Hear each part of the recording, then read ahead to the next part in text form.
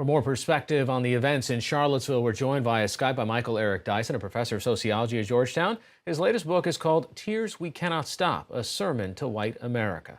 Thanks for joining us.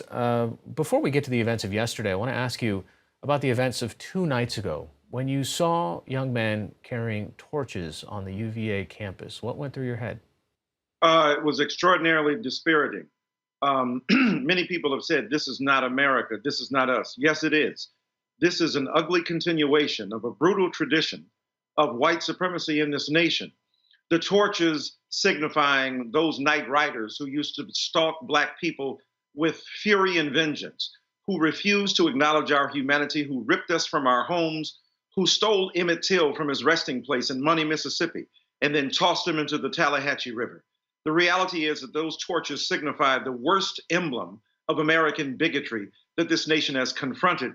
And the domestic terrorism that we refuse to confront threatens the very fabric of this nation. So seeing those torches being carried on that proud college community, that university founded by Thomas Jefferson there at the University of Virginia, and then more broadly, a state that is ostensibly committed to the liberal values of one of our founding fathers, was especially troubling in our own day and age. There was a tweet by Congressman Seth Moulton. He said the only difference between the KKK marches of 50 years ago and Charlottesville today is that now they don't even have to wear hoods. Scary.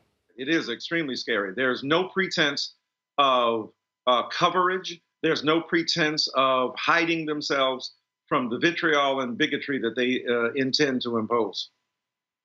You know, one of the things that you wrote a column today for the New York Times, Charlottesville and the bigotocracy, and you say one of the things that you point out is that the revisionist history overlooks some basic facts. That's exactly right. The reality is that this country is still prosecuting a war that at its heart included African-American destiny.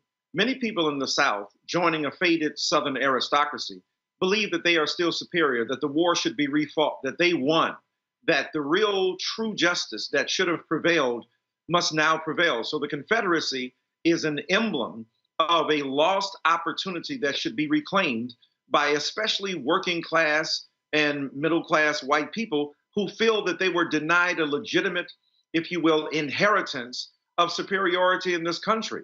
This is nothing new. The alt-right is a revision and a revival of a much more ancient and hoary tradition where we see Black people at odds because of their humanity, their very existence, to a Southern aristocracy that believes that there ought to be a hierarchy, white over Black. Those who are white should be treated with equanimity and purposeful humanity, and those who are Black should be second-class citizens. And the division they want to bring to this country, the secession from this country that they attempted and failed to do, now they have internal secessionism where they want to create radical divisions and separations between the races. Again, this is nothing new. This is not the quaint folklorish notion of bigotry that is polite. This is the ugly, vile protestation against the very humanity and the unity that this country is built on. E pluribus unum, out of many one. And yet we see everything but that in these protests. Michael Eric Dyson joining us via Skype tonight. Thanks so much. Thank you, sir, for having me.